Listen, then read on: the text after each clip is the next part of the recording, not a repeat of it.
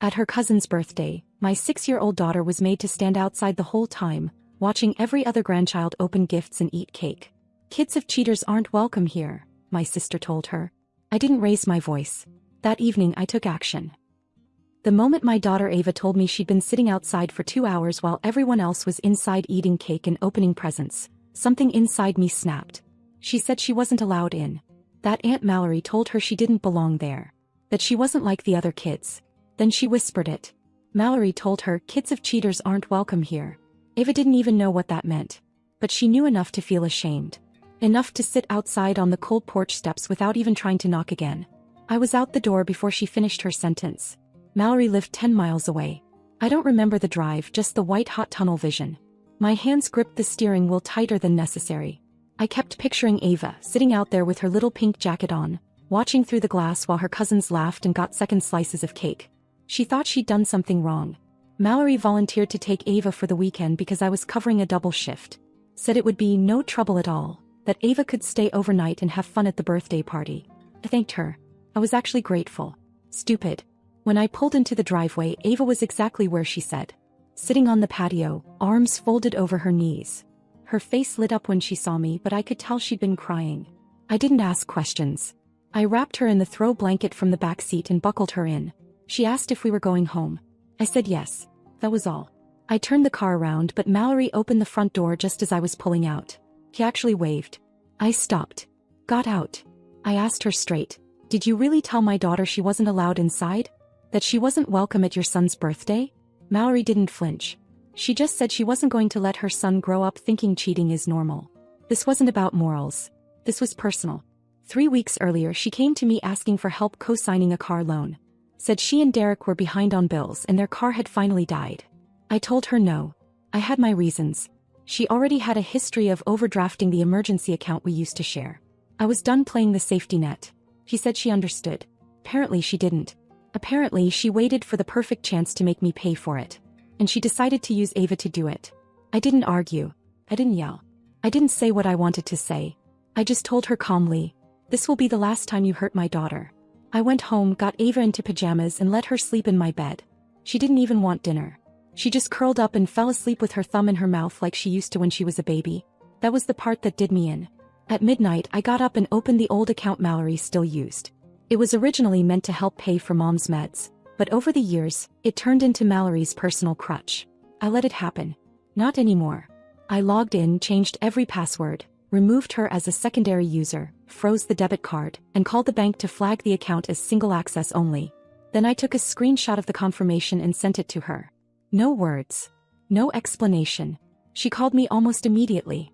I let it ring. He called again and again. 5 times. I let everyone go to voicemail. I knew that wasn't enough. Not yet. But it was a start. By the time I got up the next morning, my phone looked like it had been set on fire. 9 missed calls. 6 texts.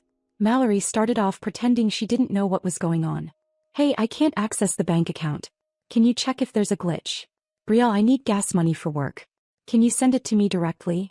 This is messed up. You're really gonna do this over a birthday party?" Then it shifted. "Don't act like you're a saint. Everyone knows what you did. I have every right to protect my son from that example."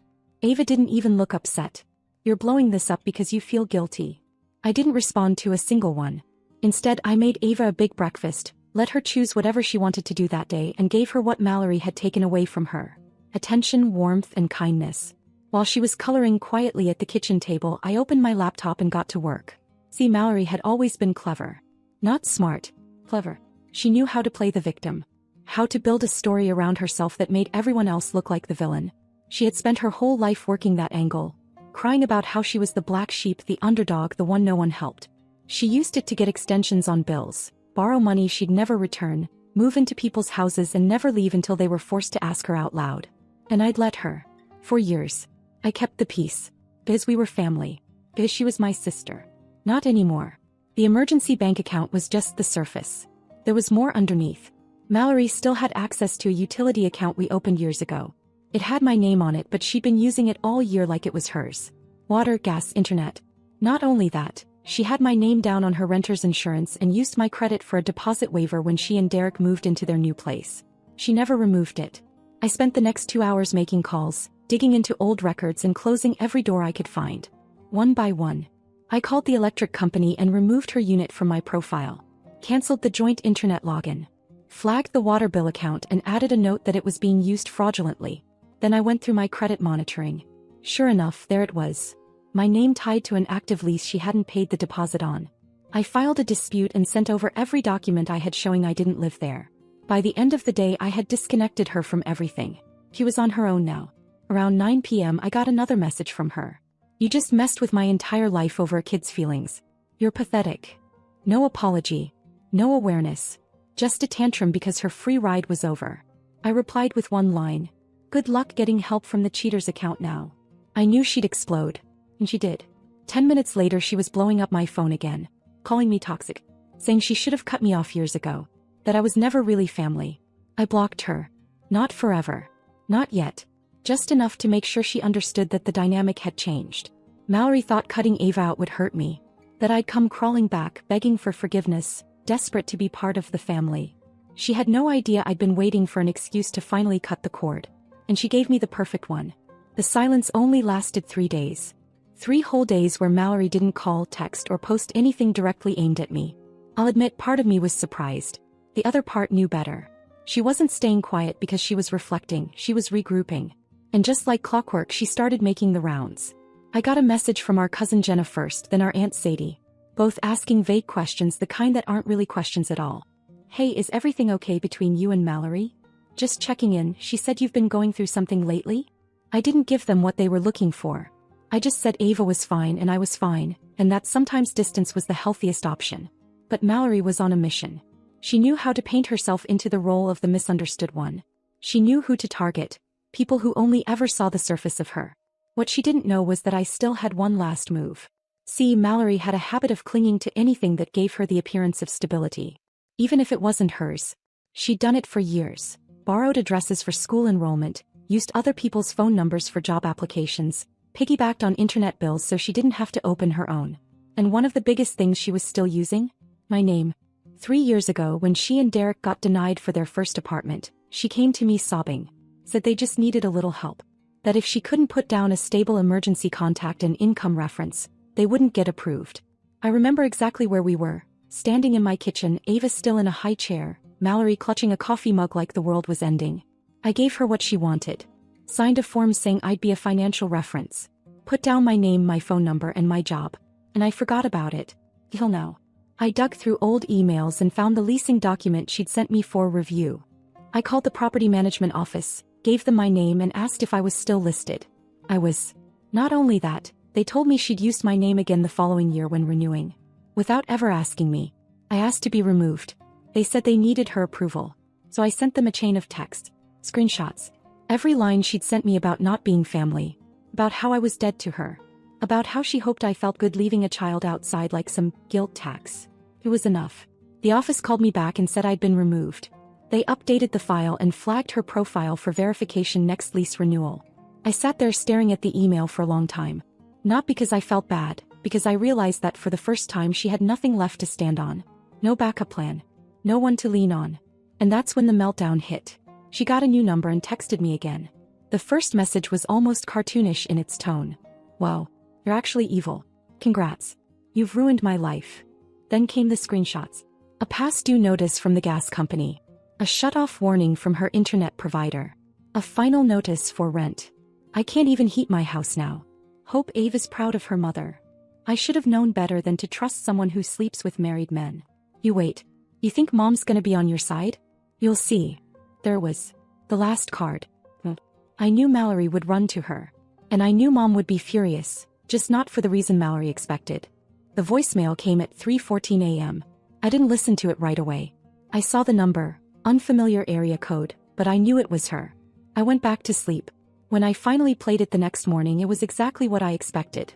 A slow, seething voice trying hard to sound calm but not quite pulling it off. You're going to regret this when she's gone. That was all she said. Then she hung up. No name, no details, just that. It was the most honest thing she'd said in weeks. Mallory always had a way of turning someone else's pain into a performance about her. I figured it was only a matter of time before she used mom to try and guilt me. What I didn't expect was that the thing she used to guilt me would be real. 2 days later mom called. Her voice was flat. Not angry. Not dramatic. Just empty. She said she wanted to see me and Ava. She didn't say why. When we walked into her house, she looked different. Older suddenly. Like someone had hit fast forward. There was a stack of mail on the coffee table, some open, some crumpled. Ava went to sit with her and gave her a drawing she'd made in the car. Mom thanked her and tucked it into the sleeve of her sweater like it was something fragile. Then she looked at me and asked quietly if we could talk in the kitchen. She didn't ease into it. She told me she'd been in and out of the hospital for the past month. Something with her kidneys. Her blood pressure was too high, and she hadn't told anyone because she didn't want us to worry. I asked if Mallory knew. She looked at me like she already knew what I was thinking. Then she told me this. 2 weeks ago Mallory had come over, frantic. Said Derek needed meds and they didn't have coverage. Asked if she could use Mom's insurance card just once. Said they'd pay her back. Mom didn't say yes. But she didn't say no either. She was tired. She let it happen. The pharmacy called her 2 days later to verify the charge. That's when she realized Mallory had used her name to refill something that wasn't even for Derek. It was for Mallory. And it wasn't a prescription. It was a controlled substance. She hadn't told me any of this before. Not because she didn't want me to know. She said she didn't want to admit it to herself. Then she looked me dead in the eye and asked, "How long has she been like this?" I didn't answer right away. I think she already knew. That night, Mom asked me to help her set up online access to her insurance account. She wanted to change her passwords, update her contact info, and make sure Mallory couldn't call pretending to be her again. And then she said something I hadn't expected. I always thought Mallory just needed support. But now I see, she needs consequences. That line sat with me for hours after we got home. For years Mom had protected Mallory, covered for her, apologized for her, tried to smooth over every fire she started. But this time it had crossed into something else. Mallory hadn't just tried to shame me. She used her own mother's insurance, forged information, and stole medication. The next day I got a call from Aunt Sadie. She told me Mallory had shown up at her house the night before, ranting about how I was poisoning the family and turning Mom into a weapon. She stayed for 45 minutes, cried on the couch, accused me of ruining her life, then left with a bottle of wine Sadie hadn't offered her. That was Mallory in a nutshell. And still, part of me expected her to come back and try one last manipulation. But instead something else happened. I was sitting in Mom's living room helping her go through her medical files when there was a knock at the door. She opened it and there stood Mallory. No makeup. Hoodie. Just standing there. Mom didn't invite her in. She asked what she wanted. Mallory said she wanted to talk. That it was time to fix this. Mom looked over her shoulder at me, then back at her. Then she stepped outside and closed the door behind her. I couldn't hear what they said. The whole conversation lasted maybe 3 minutes. When Mom came back in, she sat down, sighed, and said, "She doesn't think she did anything wrong. Not really. She just thinks she lost control." I asked what she said to her. Nothing harsh, she said. Just that maybe it was time they both stopped pretending Mallory was someone she wasn't. That was the moment I realized something was different. For real this time. Mom wasn't just hurt. She was done. The door closed behind Mallory that night at Mom's, and for a little while, everything was still. I thought maybe it was over. Not in the peaceful, clean ending kind of way. But over in the sense that she'd finally gotten the message. That Mom saying those words, "Maybe it's time we stop pretending Mallory is someone she's not," would land harder than anything I could ever say. But of course it didn't. Mallory doesn't reflect. She rewrites. It started the next day. A cryptic post on Facebook. Nothing like being stabbed in the back by the one person who used to cry to you about everything. Some people forget who held them up when they were falling apart. I didn't respond. I didn't even read the comments. But friends started texting me. Some asked what was going on. Others said they'd already unfriended her because they were tired of her drama. One sent me a screenshot of a group chat Mallory had created, called Family Truths. Inside were cousins, 2 aunts, and even Derek's sister. She'd gone full smear campaign. I was painted as the jealous one, the manipulator, the bitter single mom who had turned her child into a pawn and brainwashed Mom in her final years. He called me cruel. Said I'd sabotaged her life. She even brought up the affair I had years ago, saying I wasn't just a cheater. I was dangerous. Said I used people, ruined families, and now I was isolating our own mother because I couldn't handle being called out. It was so wildly theatrical I almost laughed. But then came the part that made me stop. He told them Mom was dying. Told them she had weeks left. That I was trying to control her final days, keeping her from family and cutting Mallory out of everything. That was when I knew she'd officially lost control. And she knew it too. Because that same night she tried to reactivate the old gas account again. Using my name. The company called me immediately, flagged it as suspicious and asked if I'd recently moved. I hadn't. But I told them exactly what happened and filed a fraud report. They shut it down and I had to sign another affidavit just to clear my name. That was the final straw. I didn't just block her. I erased her. I changed every password, shut down every account she ever had access to, and submitted a formal fraud alert to the credit bureaus. It wouldn't stop her completely, but it would slow her down. And legally it drew a line in the sand. Then I sat on my couch that night and opened the old family group chat we'd both been in for years. I scrolled all the way up. Past holiday photos, birthday wishes, inside jokes. I stopped at a picture of Ava, maybe 3 years old, sitting on Mallory's lap. I remembered the day. It was one of the rare ones when Mallory actually showed up like a decent human being. Then I clicked leave group. The next morning I woke up to one final email. You've turned our whole family into a courtroom and your judge, jury and executioner. Hope it was worth it. You're dead to me. And that was it. I went on with my week. Took Ava to the library. Picked up groceries. Helped Mom schedule her next follow-up. She hadn't been feeling great and her blood pressure had been getting harder to control. But we were managing it, low-sodium meals, meds, short walks. She was in good spirits. Until the call came. We were on our way to Mom's house to drop off groceries. Ava was in the backseat telling me about her day when my phone buzzed. Unknown number. Local hospital. I answered, heart already pounding. They told me she had collapsed in her kitchen. Her neighbor, Mrs. Garvey, had seen her through the window, still on the floor, and called 911. She was unconscious when they got there. I didn't even remember parking.